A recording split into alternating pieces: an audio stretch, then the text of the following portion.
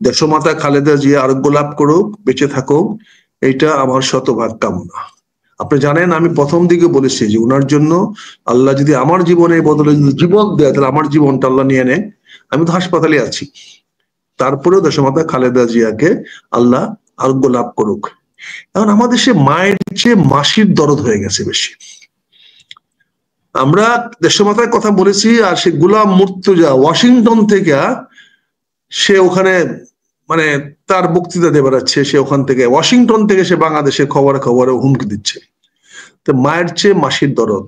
আপনি একটা জিনিস খেয়াল করে দেখেন, 23 তারিখে ম্যাডাম ভর্তি হয়েছে, 24 তারিখে আমি বললাম যে 23 তারিখে আপনারা 8টার খবরে বলেছেন ম্যাডাম ভর্তি হয়েছে এবং তাকে 48 ঘন্টার জন্য পর্যবেক্ষণ রাখা হয়েছে। আমি 24 তারিখে রাতে 8টার পরে 10টার দিকে বললাম, আপনার অনুষ্ঠানে বুঝে বললাম বা অন্য কারো অনুষ্ঠানে, যে 24 ঘন্টা পার হয়ে গেছে, এখনো ওনার ট্রিটমেন্ট শুরু করেন নাই। 48 ঘন্টা কি ওনাকে সবকিছু ড্যামেজ হয়ে যাওয়ার পরে আপনার ট্রিটমেন্ট করবেন? আর ওনারা ঘোষণা দিলেন যে ম্যাডামের হার্টে ইনফেকশন বা ওই কি বলে সংক্রমিত হয়েছে, হার্ট সংক্রমিত হয়েছে। সংক্রমিত মানে হলো ইনফেকশন, মানে হলো ওখানে জীবাণু জন্ম নিয়েছে এবং সেগুলো বিস্তার লাভ করছে। তারপরে ওনারা বলেছেন, অধীনের প্রেস রিলিজে বলেছেন যে লাংসে পানি জমে গেছে, যেটাকে বলা হয় ডাইলিউট ইন দ্য লাঞ্চ, তো লাংসে পানি ঢুকে গেছে। তারপরে বলেছেন উনি কিডনি ফাংশন করে না। তারপরে বলছেন যে ওনার লিভার ফাংশন করে না। তারপরে আর্থারাইটিস আছে, অর্থাৎ উনি সকল অঙ্গপ্রত্যঙ্গ উনি ঠিকভাবে ভালো নাড়াচাড়া করা পারেন না। সেখানে আপনি আমাকে বলেন, একজন রুগীকে আপনি নিয়ে আসছেন, তার কোনো খোঁজ খবর না, অবজারভেশন করতেছেন। হইচই করার পরে 24 তারিখের পরে 25 তারিখে প্রেস রিলিজ দিল না, 26 তারিখ সকালে প্রেস রিলিজ দিল যে ওনার অবস্থা আগের চেয়ে কিছুটা উন্নত, আমরা ট্রিটমেন্ট শুরু হয়েছে, চিকিৎসা শুরু হয়েছে। আমি 25 তারিখে সরকারকে বিভিন্ন ভাষায়, মানে খুব কটু ভাষায় সরকারকে সমালোচনা করলাম যে আপনারা নিজেরা কেন আপনার দায়িত্ব নিয়ে ওনার চিকিৎসার ব্যবস্থা করতেছেন না, এটা আপনাদের দায়িত্ব, এবং আপনারা সরকার কেন খবর নেয় নাই। তারপরে দেখেন 26 তারিখে আসিফ নজরুলকে পাঠাইলো ওনাকে দেখার জন্য। আমি বললাম যে আসিফ নজরুল কি এখানে কি উইল করবে ম্যাডাম? যে উইলটা লিখতে হবে, সে তো আইনমন্ত্রী, আইন উপদেষ্টা, এখানে কি উনি উকালতির কোনো বুদ্ধি ওনার দরকার? তারপরে আমি আরো একটু খারাপ ভাবে বললাম, তখন দেখলাম যে উনি পরের দিন 27 তারিখে প্রধান উপদেষ্টা সাহেব নিজে গেলেন। আমরা ওখানে দেখলাম গেলেন, উনি গিয়ে ঘুরে ঘুরে দেখে টেকে এসে আধা ঘন্টা সময় কাটিয়ে উনি আসলেন। তারপরের দিন দেখলাম আমরা যে উনাকে বিশেষ ভিআইপি, স্পেশাল ভিআইপি উনাকে বানানো হয়েছে। স্পেশাল ভিআইপি কাকে বলে? মানে ভিভিআইপি, রাষ্ট্রপ্রধান এবং প্রধানমন্ত্রী দুজন মাত্র ভিভিআইপি। এখন ভিভিআইপি মানে উনি রাষ্ট্রপ্রধান এবং প্রধানমন্ত্রীর সমমর্যাদা উনাকে দেওয়া হলো। তারপরে আমি আগেই বলেছিলাম যে উনাকে যদি ডক্টর ইউনূস সাহেব দেখতে যায় তাহলে ডাক্তাররা সাহস পাবে ওনাকে দেখার জন্য। বিএনপির বাইরের ডাক্তারও আছে, অনেক ভালো ভালো ডাক্তার আছে যারা রাজনৈতিক কারণে ভয়ে যেতে চায় না, যে আমি কোন রাজনীতিক খপ্পরে পড়ে যাই বা কার কুদৃষ্টিতে পড়ে যাই। এখন যদি সরকার এটা হয় তাহলে তো ভালো। তারপরে 27 তারিখে বা 28 তারিখের দিকে এটা ঘোষণা করার পরে দেখা গেল যে ওখানে এসএসএফ এর সিকিউরিটি দেওয়া হলো, ভিভিআইপির মর্যাদা দিয়ে ওনার 3 স্তর বিশিষ্ট গার্ড দেওয়া হলো। তাই বললাম গার্ডটা একটা মিনিট ভাইয়া বলো। প্রিয় দর্শক, আমরা আসলে অনেক তথ্য জানি না, এক কথা হইলেও তো আসলে নাই বা পুরো গেল মিডিয়ায়, আমরা সব তথ্য আমরা দিতে পারি না, যে তথ্যগুলা। জি জি আক্তার ভাই, আচ্ছা একটু বসেন, আমি কথা বলতেছি একটু প্লিজ। হ্যাঁ ভালো, হ্যাঁ এখন বলেন। এখন আমি যে কথাটা বলছি আপনাকে, সেই কথাটি হচ্ছে যে আমরা তো এই অভিযোগগুলো করেছি, সেই অভিযোগগুলো আমরা করেছি আপনাদের কাছে যে এইভাবে সরকার এটার উপরে কোন রকম গুরুত্ব দিচ্ছে না। তারপরে গুরুত্ব দিতে দিতে এমন গুরুত্ব দিল, একজন ভিভিআইপি বানায় দিল। এবং আমরা বললাম যে ভিভিআইপি বানাবেন ওনাকে জীবন রক্ষা করার জন্য, না ওই এভারগ্রিন হাসপাতালের মাল সম্পত্তি রক্ষা করার জন্য। কারণ আপনারা জানেন এটা ভারতীয় কোম্পানির শেয়ার আছে, এবং এখানে বাংলাদেশে যারা শেয়ার তারা সবাই আওয়ামী লীগের লোক। তো এখানে একটা রোষানল হইতে পারে, সেখানে একটা আক্রমণ হইতে পারে, সেখানে ধ্বংসাত্মক কার্যক্রম হইতে পারে, অনেকে সুযোগ নিতে পারে। এই সুযোগে অ্যাপোলো হাসপাতালের আরো অনেক এভারগ্রিন হাসপাতালের আরো অনেক প্রতিযোগী হাসপাতাল আছে যারা চাইবে না এই হাসপাতালটা ভালো চলুক, এবং এই হাসপাতালে এত অ্যাটেনশনে চলে আসে, এত মানুষের মনে গেঁথে যাচ্ছে যে তারা জেলাস ফিল করতে পারে, ফলে তারা একটা সুযোগ নিতে পারে অন্যান্য যারা হাসপাতালগুলো প্রতিযোগী করতেছে তারা।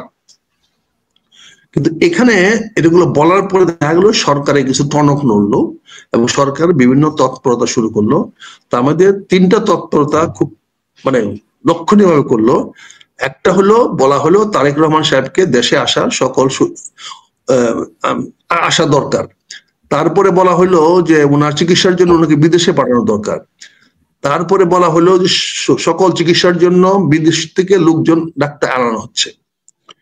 তারপরে তারেক রহমান সাহেব একটা স্টেটমেন্ট দিলেন ওনার ভেরিফাইড ফেসবুকে যে উনি একা সিদ্ধান্ত নিতে পারেন না, উনি কারো নিয়ন্ত্রণে আছেন, সে নিয়ন্ত্রণের কারণে ওনার পক্ষে একা সিদ্ধান্ত নিলে বাংলাদেশে সম্ভব নয়। সরকার তাৎক্ষণিকভাবে অত্যন্ত তৎপর হয়ে সরকার বলল যে আমাদের কোনো বাধা নাই, আমরা এই এবং এক নাগারে যদি দেখেন 24 ঘন্টা অন্তত 15 থেকে 16টা স্টেটমেন্ট সরকারে আছে যাতে তারেক রহমান সাহেব দেশে ফিরে আসতে পারে। সকল উপদেষ্টা এই কথা বলেছেন, আইন উপদেষ্টা বলেছেন, পুলিশ স্বরাষ্ট্র উপদেষ্টা বলেছেন, পররাষ্ট্র উপদেষ্টা তো বলেই যাচ্ছে যে ওনার কোনো বাধা নাই, বাধা নাই।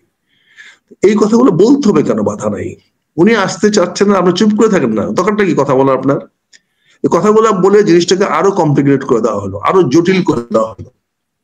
তারপরে আমরা রিপোর্ট পাইলাম গত শুক্রবার দিন যে ওনাকে আইসিইউতে নেওয়া হয়েছে। আগে ছিল ক্যাবিনেট থেকে ওনাকে বৃহস্পতিবারে সিসিইউতে নেওয়া হয়েছে, এবং তারপরে আমাদেরকে জানানো হলো যে ওনাকে ভেন্টিলেটর দেওয়া হয়েছে। এগুলো তো আমরা জানি না, এগুলো তো আপনারাই প্রকাশ করেছেন এবং সরকারি মিডিয়া প্রকাশ হয়েছে, এবং বিএনপির স্টেটমেন্টে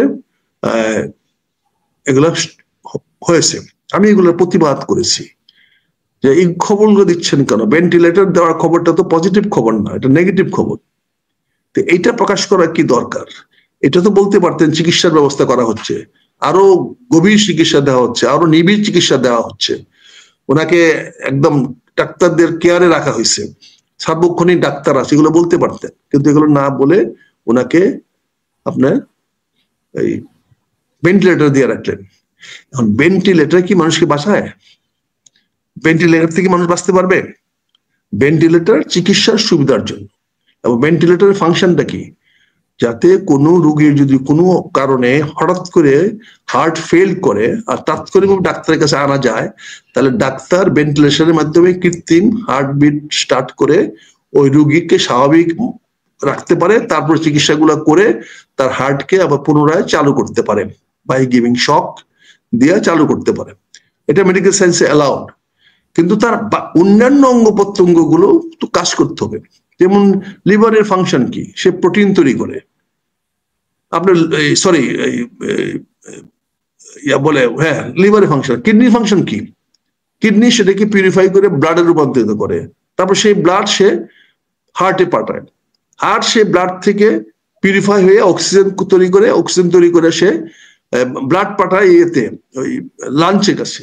লাঞ্চ সেখান থেকে অক্সিজেন তৈরি করে আবার হার্টে পাঠায় ফুসফুসের মাধ্যমে, এবং যার ফলে হার্টটা এক্সপ্যান্ড করে এবং ডাউন হয়। এই যে বাতাসটা আসতে হবে কন্টিনিউয়াস, এটা লাঞ্চ প্রোভাইড করে। তারপরে অক্সিজেন ব্রেনে যায়, একটা মানুষ স্বাভাবিকভাবে কাজকর্ম করতে পারে। এখানে আগেই বলা হয়েছে যে ওনার লিভার নষ্ট হয়ে গেছে, ফেল করে গেছে, ওনার ডায়ালিসিস চলতেছে কিডনিতে। কিডনি ডায়ালিসিস চললে তো বাকি ফাংশন গুলো বাইপাস করে দিতে হবে। তো বাইপাস কিভাবে করবেন যেখানে উনি হার্ট ভেন্টিলেটরের মধ্যে আছে? তারপর লাংসে বলছেন পানি হয়েছে। লাংসে পানি হইলে সে পানি না বাড়ি করে আপনি কি করে ট্রিটমেন্ট করবেন? তো সকল উপকরণ দিয়ে দেখা গেছে যে ventilator itself cannot do any good, বা ভেন্টিলেটর কোনো এখানে ভালো চিকিৎসার লক্ষণ না। ভেন্টিলেটর হলো আপাতত বাঁচিয়ে রাখা। আমি এই কথাটাই বলেছি যে ওনাকে আপাতত বাঁচিয়ে রাখা হয়েছে। এই ভেন্টিলেটর খুললেই উনি আর থাকবেন না। হয়তো আছেন কিনা আমি তাও জানি না, তবে আমার যে মেডিকেল সায়েন্সে যেটুকু আমরা দেখি, বুঝি বা জানি, আমরা হয়তো প্র্যাকটিক্যালি ডাক্তারি করতে পারি না, প্রেসক্রিপশন ডাক্তার না, আমরা প্রেসক্রাইব করতে পারি না, কিন্তু মেডিকেল সায়েন্স সম্বন্ধে জানার তো কোনো বাধা নাই। এটা জানতে তো ডাক্তার হইতে হয় না, মেডিকেল সায়েন্স জানতে তো আর ডাক্তার হইতে হয় না। ডাক্তার হইতে হয় প্র্যাকটিসিং করার জন্য, তাকে লাইসেন্স নেওয়া হয়, সে প্র্যাকটিস করতে পারবে কোন রোগে কি ওষুধ দিয়ে মুখস্থ করতে হবে। আমাদের তো ওষুধ মুখস্থ করার দরকার নাই, আমাদের জানা দরকার যে in as a whole medical science কি বলে, হিউম্যান এতে কি বলে, তার বডি স্ট্রাকচারে কি বলে, তার যা বিভিন্ন অর্গান গুলো আছে, হাউ দিস অর্গান ফাংশনস। এই কথাগুলো আমি বলেছি, বলার পরে এখন এক ধরনের একটা আমার মাধ্যমে একটা রিউমার ছড়ায় দেওয়া হয়েছে যে আমি বলেছি দেশের মধ্যে খালেদা জিয়াকে মারা গেছে। যদি আমি বলে থাকি আমাকে বলেন, অবশ্যই করবো কেন, আমি তো বলছি উনি বেঁচে থাকার কোন লক্ষণ আমরা দেখতেছি না। এখন আপনারা লক্ষণ দেখাতে পারেন, ভালো করতে পারেন, আল্লাহ শুক্রিয়া, আল্লাহ আলহামদুলিল্লাহ, এতে তো সবচেয়ে বেশি খুশি হব আমি, কারণ আমার জীবনটা বেঁচে যাবে, কারণ আমি তো আমার জীবনটা উৎসর্গ করে রাখছি দেশমাতা খালেদা জিয়ার জন্য। কাজেই আমি সেখান থেকে বলেছি যে ওনার বেঁচে থাকার সম্ভাবনা খুবই কম, এবং বলতে গেলে এটা অসম্ভব ব্যাপার। ঠিক আছে, তারপরে ডাক্তার এখন বলেছেন, বিদেশি ডাক্তার আসছেন, চাইনিজ ডাক্তার আসছেন, সবকিছু মিলে এখন ওনাকে বিদেশে পাঠানোর ব্যবস্থা করছেন। সো এখন আর লেটস সি, কালকে পর্যন্ত সরকার তো বলে দিয়েছে আজকে মধ্যরাতে বা ভোরবেলা ওনার ডেড বডি, সরি ওনার ওনাকে নিয়ে যাবেন, এয়ারপোর্টে নিবেন, সেখান থেকে কাতার এয়ারওয়েজ, কাতারের আমিরের ব্যক্তিগত এয়ার অ্যাম্বুলেন্স আসছে, সেটাতে করে পাঠাবেন। এতে তো আমাদের কোনো আপত্তি নাই, এটা সরকার ভালো কাজ করছে। ঠিক আছে, সরকারকে ধন্যবাদ জানাই, কিন্তু এই কাজটা সরকার তো আর আগে করতে পারতো। তারপরে নেভারদালেস, তারপরে বলবো যে আলটিমেটলি তো আপনি কাজগুলো করেছেন, আমি জন্য আপনাকে ধন্যবাদ জানাই।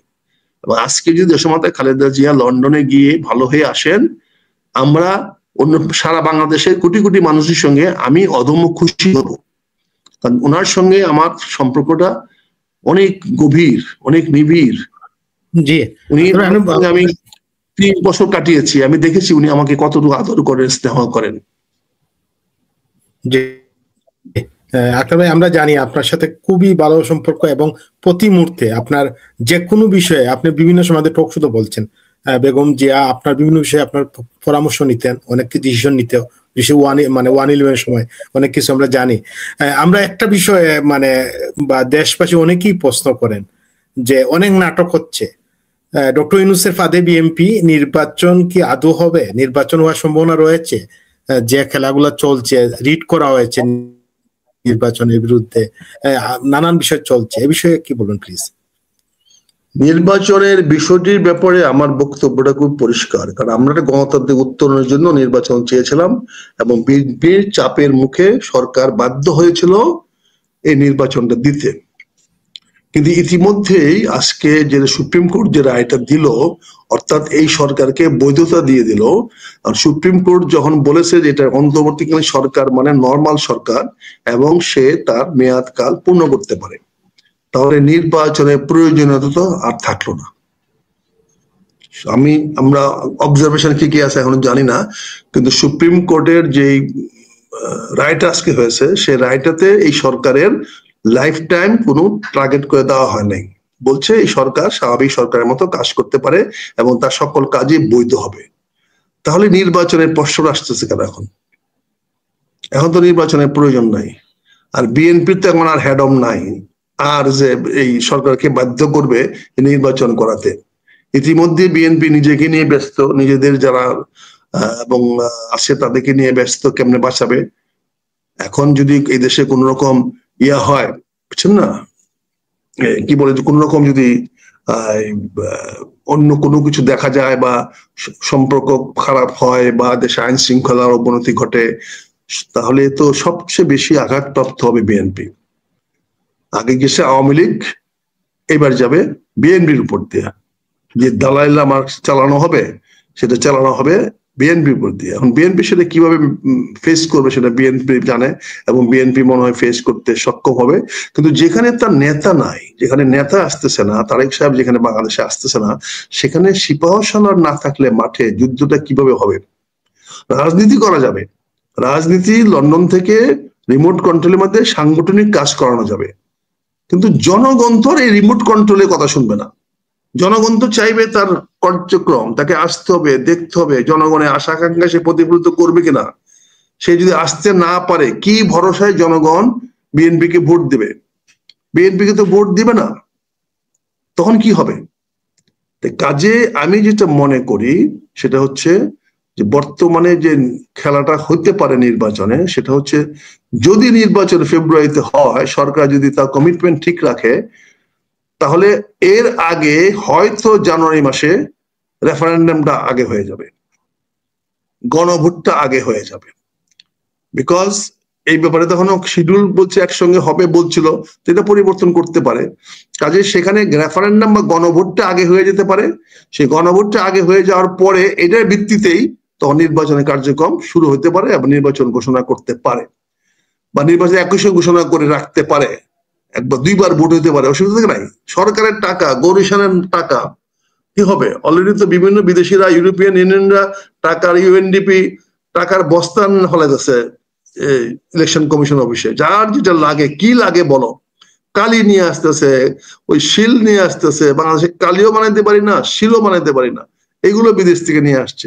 এখন এটা কি লোনে নিয়ে আসছে, না গ্র্যান্ডে নিয়ে আসছে, না কোনো দায়বদ্ধভাবে নিয়ে আসছে, এটা তো আমরা জানি না। এটাও তো জানার সুযোগ আমাদের হয় নাই। কাজে আমি মনে করি যেটা, যে আপনি যেটা বারবার বলার চেষ্টা করছেন, সেটা হচ্ছে যে নির্বাচনটা এখন সংকটের মধ্যে পড়ে গেল। সেই সংকটটা বিএনপির কে উত্তরণ করার সুযোগ সরকার দিবে কিনা আমি জানি না। আর সরকারের উপরে চাপ সৃষ্টি করার মতো শক্তি এখন বিএনপি হারিয়ে ফেলেছে। কারণ দেশমাতায় খালেদা জিয়ার ডাক আর অন্যান্যের ডাক তো এক জিনিস না। এখন খালেদা জিয়াকে আমাদেরকে যে কোনো মূল্যে বাঁচায় রাখতে হবে, কিন্তু অলরেডি ওনাকে বাঁচায় রাখার ব্যবস্থা রাখে নাই। না ফেরার দেশে হয়তো চলে গেছেন, কিন্তু তারপরে আমি আশা করব, তারপরে আমি কায়মন বাক্যে আশা করব যে আমার কথাটা ভুল হোক, আমার এই তত্ত্ব বিশ্লেষণটা ভুল হোক, আমি এতে 10-এ 0 পাইতে চাই। আমি ফেল করলে কিছু আসে যায় না, আমি একজন ব্যক্তি, আমি ধ্বংস হয়ে গেলে, নিশ্চিহ্ন হয়ে গেলে কিছু আসে যায় না। কিন্তু জাতিকে বাঁচতে হবে, জাতির কল্যাণ নিশ্চিত করতে হবে, জাতির ভবিষ্যৎ নিশ্চিত করতে হবে, বাংলাদেশের অখণ্ডতা, বাংলাদেশের সার্বভৌমত্ব, এটা রক্ষা করতে হবে। এটা আজকে ঝুঁকির মধ্যে পড়ে যাবে। যদি এই খেলা হয়, তাহলে দেশ একটা ঝুঁকির মধ্যে পড়ে যাবে। এখন যদি আবার বিএনপি কে যদি সরকার শায়েস্তা করতে চায়, সাইজ করতে চায়, বা আবার যদি একটা 5ই আগস্টের মতো একটা গণ অভ্যুত্থান তৈরি করতে পারে বিএনপির এগেনস্টে এবার, তাহলে তো একই কাজ হবে, এবং তাদের করার মতো সে ক্ষমতা আছে। আমরা যে সিভিল ওয়ারের বা গৃহযুদ্ধের কথা বারবার চিন্তা করছিলাম, সে প্রস্তুতি আমাদের নাই, কিন্তু আমাদের বিপক্ষের পার্টি যারা আছে তাদের তো পূর্ণ প্রস্তুতি আছে, তারা তো রেডি হয়ে আছে। এনি কনসিকুয়েন্সেস, তারা তো 25,000 করে ছেলে মেয়ে ট্রেনিং করেছে, তারা বলছে অস্ত্র আছে, সবকিছু আছে। কাজে আমরা সেটা মোকাবেলা কেমনে করবেন সেটা আপনি চিন্তা করে দেখেন, সেটা আপনাদের ব্যাপার। কিন্তু আমি মনে করি আমাদের কালকে পর্যন্ত অপেক্ষা করেন, সকাল পর্যন্ত জানতেই পারবেন যে ম্যাডাম কিভাবে হেলিকপ্টার উঠলেন, কিভাবে হেলিকপ্টার থেকে নামলেন, আবার কিভাবে এয়ার অ্যাম্বুলেন্স উঠানো হলো। তারপরে এয়ার অ্যাম্বুলেন্স করার পরে 11 ঘন্টা পরে তো জানবো সে ইংল্যান্ডের ডাক্তাররা, ইংল্যান্ডের অবস্থা যদি কি এই নাটকে অংশগ্রহণ করবে। সাহেব, ইংল্যান্ডে এমন কোন হাসপাতাল আছে যে হাসপাতাল এই নাটকে অংশগ্রহণ করবে? আর এখন পর্যন্ত আমরা জানি না, ওনারা লন্ডনে যাচ্ছে। জি, আপনার কাছে অনেক তথ্য আছে, আমাদের কাছে অনেক তথ্য আছে, রাজনীতির খেলা চলছে। না, আমি বলছি উনি লন্ডনে যাবেন, কিন্তু লন্ডনে কোন ক্লিনিকে যাবেন, কোন হাসপাতালে যাবেন, এটা তো আমরা এখনো জানি না। কারণ আপনার লন্ডন আসার পর, এয়ারপোর্টে আসার পর হয়তো কোনো আমরা দুঃসংবাদ শুনতে পারবো। এয়ারপোর্টে আসার পর তো একটা সংবাদ মিডিয়ায় চলে আসতে পারে। হ্যাঁ, তো এই বিষয়ে আমরা কালকে হয়তো আপডেট দেবো। আখতার ভাই, কিছু ইম্পর্টেন্ট আপনার কিছু প্রশ্ন, বিশেষ করে আপনি যে কথাগুলা বলছিলেন, আমাদের স্পষ্ট মনে আছে, প্রিয় দর্শক আপনাদের মনে আছে, মেজর আখতার যখন বলছিলেন ডিসেম্বরে যখন লন্ডন বৈঠক হচ্ছিল, লন্ডন বৈঠক যখন হচ্ছিল, তখন কিন্তু মেজর বাশার আখতারুজ্জামান বারবার বলছিলেন এই বৈঠকটা ঠিক হচ্ছে না, মানে তারেক রহমানের সাথে ডক্টর ইউনূসের যে বৈঠকটা, সেই বৈঠকে কিন্তু বাংলাদেশের ভাগ্য, ভবিষ্যৎ অনেক কিছু কিন্তু ঠিক হয়ে গেছিল এবং সেই দিকে বাংলাদেশ আগাচ্ছে। এই বিষয়ে কি বলবেন আখতার ভাই? লন্ডন বৈঠকে আপনি যেভাবে বলছিলেন, লন্ডন বৈঠকটা না করার কথা বলেছিলাম, জি। লন্ডন বৈঠকটা হওয়ার পরে যেটা কি হয়েছে সেটা হচ্ছে প্রধান উপদেষ্টা মহোদয়কে তারেক রহমানকে বুঝতে, জানতে, তার মেন্টাল অ্যাপ্রিসিয়েশন কি, তার মেন্টাল ম্যাচুরিটি কি এবং তার পলিটিক্যাল ম্যাচুরিটি কি, তার সঙ্গে 1.5-2 ঘন্টা আলোচনা করে উনি মাপতে পেরেছেন যে সে ইমোশনাল পলিটিক্স করে, সে রিয়েলিস্টিক পলিটিক্স করে না, সে বাস্তববাদী কোনো রাজনীতি করে না। কাজে তখন সে বুঝছে যে তাকে ইমোশন নিয়ে খেলতে হবে, তার সঙ্গে ইমোশন নিয়ে খেললেই তাকে কুপঘাত করা যাবে এবং উনি তাই করেছেন। কাজে এখানে যারা বলছেন তাদেরকে মনে রাখতে হবে এটা, যে এই সরকার বিএনপিকে সাইজ করার জন্য এই দশমাতা খালেদা জিয়ার স্বাস্থ্য নিয়ে যে নাটকটা করলো, তারপরে তারা যে গত 5 দিনে যে অ্যাকশন গুলা নিয়ে এলো, সে অ্যাকশন গুলা কিন্তু সুন্দর হয়েছে, অদ্ভুত হয়েছে। কিন্তু ভাই হাসপাতালে সুদখোর বলছেন, নিজেরা তো বসে হয়েছেন গর্তের ভিতরে। নীলুও সাহেব গর্তের থেকে তো বেরোয়ার সাহস নাই, টিভিতে কমেন্ট করার সাহস আছে খুব। গাধার বাচ্চারা, হ্যাঁ, সরকারের বিরুদ্ধে কথা বলার খুব সাহস আছে, গর্তে বাড়িতে ইচ্ছে করে না। হ্যাঁ, একটা পার্টি গেছে আরেকটা পার্টিকে ঢুকাই দিতেছে, তারপরে আপনাদের কোনো উপায় নাই। স্বাধীনতার পক্ষের শক্তি বাংলাদেশে তারা রাখবে না, নিশ্চিহ্ন করে দেবে। এটা তো আমাদের দ্বারাই করাবে, আমরাই করব, বুঝছেন না? কাজে আমরা ব্যক্তিগতভাবে মনে করি স্বাধীনতার পক্ষের শক্তি বলে আর কিছু নাই, এখন বাংলাদেশের পক্ষের শক্তি কারা সেটা দেখতে হবে। স্বাধীনতা হয়ে গেছে, অর্জিত হয়ে গেছে, এখন স্বাধীনতার পক্ষের শক্তি আর খুঁজে লাভ নাই। এখন আমাদের খুঁজতে হবে বাংলাদেশের পক্ষে কারা, বাংলাদেশের উন্নয়ন, বাংলাদেশের জনগণের কল্যাণ, বাংলাদেশকে সামনের দিকে এগিয়ে নিয়ে যেতে কারা দক্ষ, কারা অভিজ্ঞ, কারা সেটা পারবে, সেটাই হবে। যদি সরকার আগামীতে নির্বাচন দেয় তাহলে সে নির্বাচনের মাধ্যমে প্রমাণ হয়ে যাবে কারা আগামী সরকারে আসবে। আক্তার ভাই, আপনি কি মনে করেন ফেব্রুয়ারিতে নির্বাচন হবে? এর তো কোনো লক্ষণ আমরা সেইভাবে দেখতে পাচ্ছি না। দেখেন, আমি 2টা কারণে এখনো দৃঢ় বিশ্বাস করি। একটি কারণ হলো যে ডক্টর ইউনূস এত বড় লায়াবিলিটিস, উনি দেখতেছেন যে উনি গত 1.5 বছরে দেশটাকে শাসন করতে গিয়ে যেরকম বিরূপ প্রতিক্রিয়ার অবস্থান পড়েছেন, ওনার স্বাস্থ্য এবং বয়স দুটাই ওনার এগেনস্টে। উনি তো, ম্যাডাম তো 80 আর উনি তো 89, 86, বুঝছেন না? কাজে সেখানে আমি বলতে চাচ্ছি যে এই ডক্টর ইউনূস সাহেব ওই ঝুঁকিটা নেবেন কিনা। যদি ঝুঁকিটা নেন তাহলে এই সরকার নির্বাচন দিচ্ছে না, আর যদি ঝুঁকি না নেন তাহলে এই নির্বাচন দিবে। তবে এইবার হয়তো নির্বাচনটা একসঙ্গে হবে না, হয়তো নির্বাচনটা 2 দিনে হবে। প্রথম হবে ওই গণভোট, গণপরিষদ নাম দিবে, দিয়ে একটা কিছু করার চেষ্টা করবে, বা অর্থাৎ বিএনপির ফেভারে আর কোনো অ্যাকশন এখন হবে না। কারণ বিএনপির ফেভারে যা কিছু করার দরকার এই সরকার অত্যন্ত সততার সঙ্গে, নিশ্চয়তার সঙ্গে করেছে বলেই প্রমাণ করতে পারবে। এমনকি ডাক্তার আনায় দিছে চীনের থেকে, লন্ডন ডাক্তার আসে, কোনো প্রকার বাধা সৃষ্টি করে নাই, কোনো ইমিগ্রেশন চেক করে নাই, কোনো কিছু নাই। যা কিছু আসতেছে, বলতেছে, কথা বলতেছে, তারা কোনো বাধা সৃষ্টি করে নাই। অতএব এই ডাক্তার, এই ব্যাপারে তো কোনো বলা কিছু নাই। কাজে আমি আপনাকে বলবো যে এই নির্বাচনে ধাঁধা, আমাদেরকে সবকিছু অপেক্ষা করতে হবে শেষ দিন পর্যন্ত। আর আমরা যারা ভবিষ্যৎ নিয়ে কথা বলতে চাই, আমাদের সমস্যাটা হয় ভবিষ্যৎটা যদি ঘটে যায় তখন আমরা খুব হিরো।